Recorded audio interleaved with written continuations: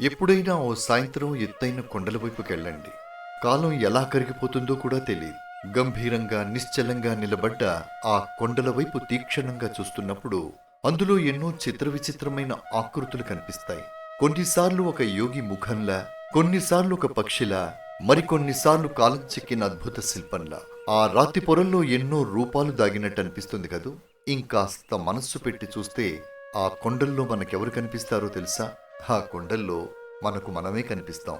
అవును, అందులో మన ప్రతిబింబం కనిపిస్తుంది.